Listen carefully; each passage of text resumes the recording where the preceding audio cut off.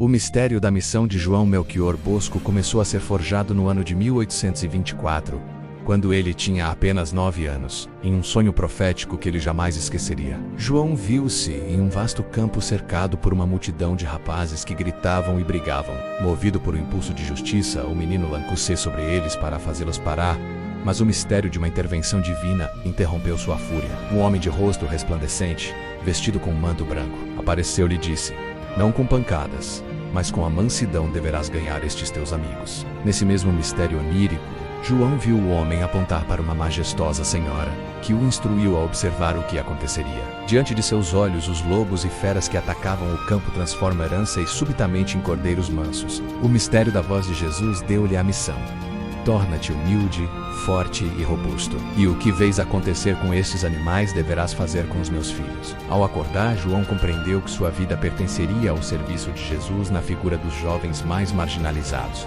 Ele tornou-se um pequeno acrobata e malabarista nas feiras locais, atraindo as pessoas com truques para, ao final, repetir as pregações que ouvia na igreja. Apesar da pobreza extrema e da oposição de seu irmão mais velho, João Bosco nunca perdeu de vista o mistério do chamado que recebera. No ano de 1835, ele ingressou no seminário de Xeri, vestindo o hábito clerical com a consciência de salvar almas. Ele trabalhava como alfaiate, padeiro e ferreiro para custear seus estudos, aprendendo os ofícios que, no futuro, ensinaria aos seus jovens. Ele sabia que para falar de Jesus a um rapaz faminto, era preciso primeiro oferecer-lhe um meio de vida digno. O jovem seminarista estava sendo preparado para enfrentar as trevas de uma Turim que fervilhava com a fumaça das fábricas e o abandono moral. O sonho de 1824 foi a semente de um incêndio de amor que atravessaria continentes. João Bosco provou que quando Jesus convoca uma alma, ele fornece a força necessária para superar a miséria e a incompreensão. O mistério de sua vocação era o mistério da própria paternidade de Deus, para que nenhum jovem se sentisse órfão da graça de Jesus.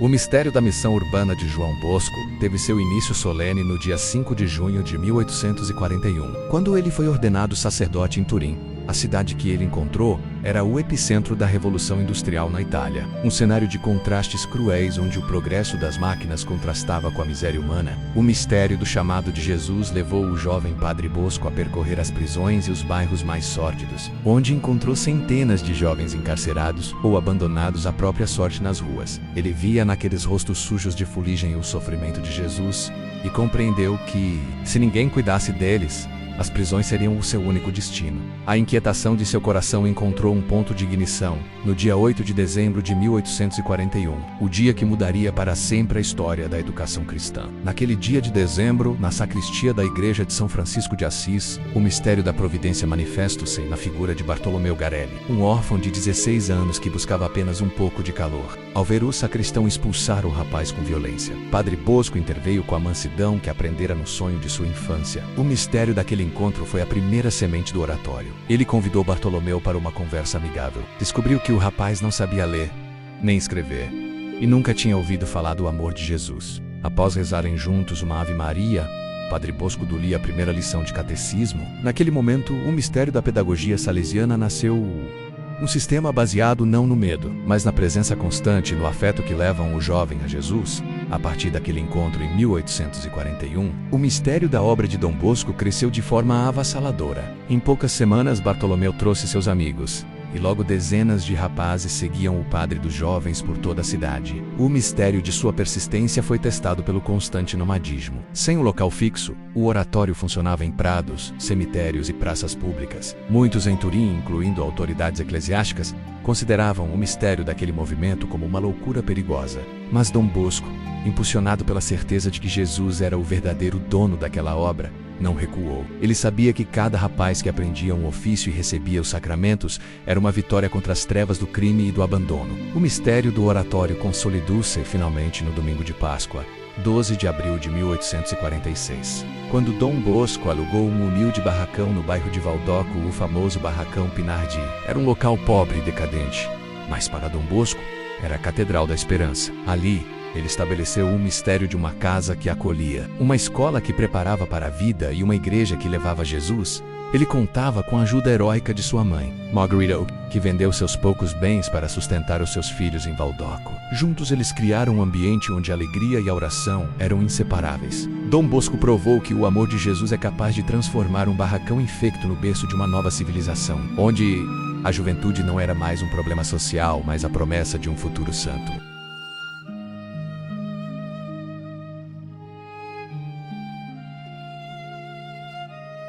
O mistério da expansão de Valdoco exigiu de Dom Bosco uma audácia administrativa e espiritual sem precedentes. Entre os anos de 1848 e 1852, o oratório deixou de ser apenas um barracão para se tornar um complexo de oficinas, salas de aula e dormitórios. O mistério da proteção divina sobre Dom Bosco era constante. Ele enfrentava ameaças de morte, atentados políticos e a oposição de anticlericais fervorosos. Foi nesse período de perigo que surgiu o mistério do Grígio, um enorme cão cinzento de origem desconhecida que aparecia misteriosamente sempre que a vida de Dom Bosco estava em risco nas ruas escuras de Turim.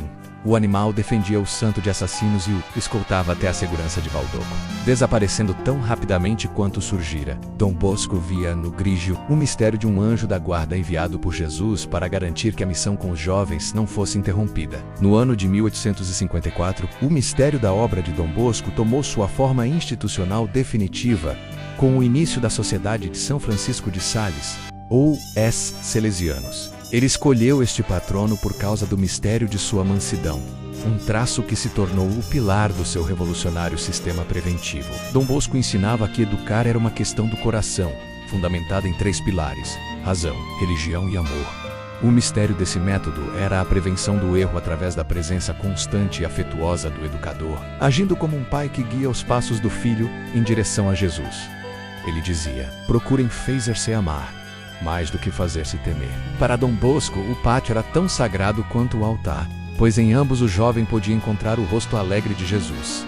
O mistério da vida espiritual em Valdoco era alimentado por uma alegria contagiante. Dom Bosco introduziu o teatro, a música e os esportes como caminhos de santificação. Ele formou jovens que se tornaram gigantes da fé, como o pequeno Domingos Sávio, que em 1854 ingressou no oratório com a meta clara de se tornar santo. O mistério do relacionamento entre o mestre e o aluno era uma sinfonia de santidade. Dom Bosco mostrava que o caminho para Jesus não precisava ser sombrio ou amargo, mas preenchido pela alegria de quem serve ao Senhor. Ele ensinava seus jovens a serem bons cristãos e honestos cidadãos, preparando-os para serem o fermento de uma nova sociedade italiana fundamentada nos valores do Evangelho. A aprovação oficial da Congregação Salesiana pelo Papa Pio IX, no ano de 1859, foi o mistério do reconhecimento da Igreja para uma obra que já havia transformado milhares de vidas. Dom Bosco via nos salesianos os novos apóstolos da juventude, destinados a levar o nome de Jesus para além das fronteiras da Itália. O mistério de sua visão missionária era vasto. Ele sonhava com expedições para a América do Sul e para as terras mais distantes, onde jovens de todas as raças pudessem conhecer a ternura de Maria e a salvação de Jesus. O sistema preventivo não era apenas uma técnica escolar, mas um mistério de libertação integral, onde cada jovem era visto como um tesouro precioso pelo qual Jesus derramara seu sangue.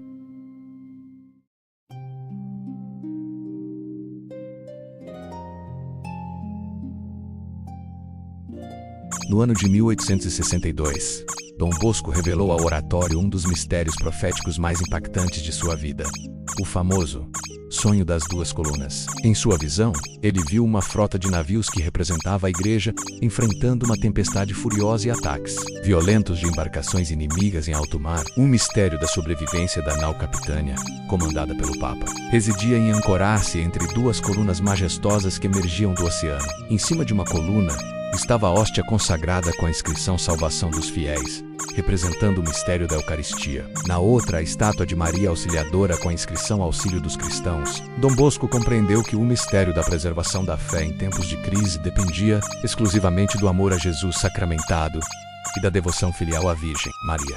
Estas tornarem-se as armas espirituais que ele entregou aos seus filhos para vencerem o mundo. Movido por este mistério de proteção mariana, Dom Bosco iniciou em 1863 a construção da grandiosa Basílica de Maria Auxiliadora em Turim, sem possuir um centavo no início das obras. Ele confiava plenamente que a própria Virgem Maria pagaria as contas através de milagres de providência. O mistério da construção foi marcado por curas inexplicáveis e doações inesperadas que surgiam nos momentos de maior necessidade. Quando a Basílica foi consagrada em 1868, Dom Bosco afirmou com humildade: cada pedra desta igreja é um milagre da Auxiliadora. Ele via no templo não apenas um edifício de pedra, mas o quartel-general de onde partiriam os exércitos de paz de Jesus para conquistar o mundo através da educação e da evangelização. O mistério da expansão global salesiana concretizei no dia 11 de novembro de 1875, quando Dom Bosco enviou a primeira expedição missionária para a América do Sul, com destino à Patagônia e à Argentina. Ao despedir-se de seus primeiros missionários em uma cerimônia emocionante, ele entregou-lhes o mistério do seu coração. Cuidem especialmente das crianças pobres e abandonadas. Ele sonhava com uma rede de oratórios que atravessasse os oceanos, levando a luz de Jesus aos povos que ainda não o conheciam. No ano de 1877, ele fundou o Boletim Salesiano, uma ferramenta de comunicação revolucionária para a época, destinada a espalhar o mistério das obras de Jesus e a unir os cooperadores salesianos em uma grande família espiritual. Neste período, o mistério da santidade de Dom Bosco era reconhecido em toda a Europa. Ele realizava milagres de multiplicação de pães e castanhas, curava enfermos com uma simples bênção de Maria Auxiliadora e possuía o mistério de ler os pecados nas consciências dos seus jovens durante a confissão. No entanto, sua maior glória era ver o mistério da transformação de vidas. Delinquentes juvenis tornavam-se em cidadãos exemplares e rapazes rudes transformavam-se em sacerdotes zelosos. Dom Bosco provou que o sistema preventivo era a tradução prática do Evangelho de Jesus para a era moderna. Ele era o pai que nunca dormia, o mestre que nunca desistia e o profeta que via. Para além das nuvens da revolução e do ateísmo, o triunfo final do Sagrado Coração de Jesus.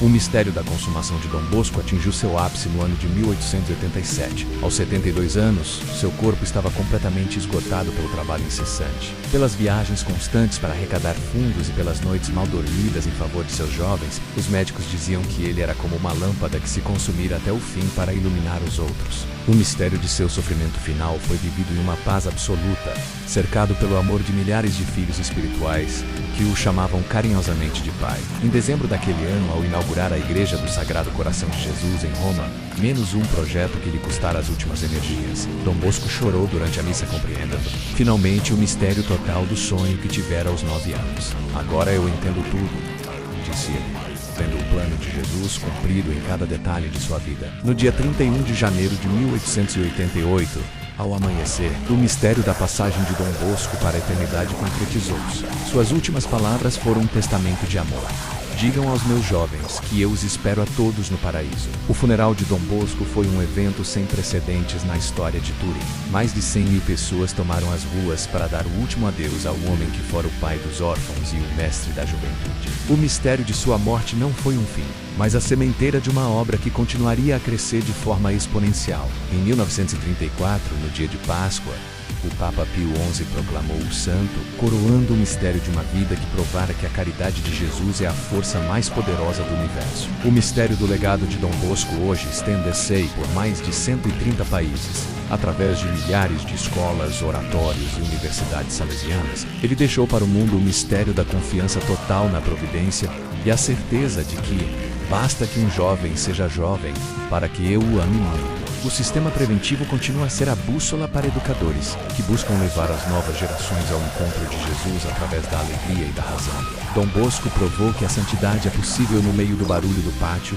e na poeira da oficina. Desde que o coração esteja ancorado na Eucaristia e sob o manto de Maria Auxiliadora, ele foi o arquiteto de almas que desenhou um caminho de esperança onde antes só havia escuridão. Ao encerrarmos este documentário sobre o pai e mestre da juventude, o mistério de Valdoco nos desafia a olhar para a juventude de hoje com os olhos de Dom Bosco. Ele nos ensinou que cada rapaz e cada moça é um mistério sagrado que carrega a imagem de Jesus, esperando apenas por um coração paternal que os guie para a luz. Dom Bosco partiu de Turim para o céu, mas sua tocha continua acesa em cada salesiano e em cada jovem que descobre a alegria de pertencer a Jesus. Que o exemplo deste gigante da caridade nos inspire a sermos, também nós, construtores de pátios de paz em um mundo carente de amor. Dom Bosco não morreu. Ele vive em cada Ave Maria rezada em um oratório e em cada vida resgatada pela pedagogia do afeto.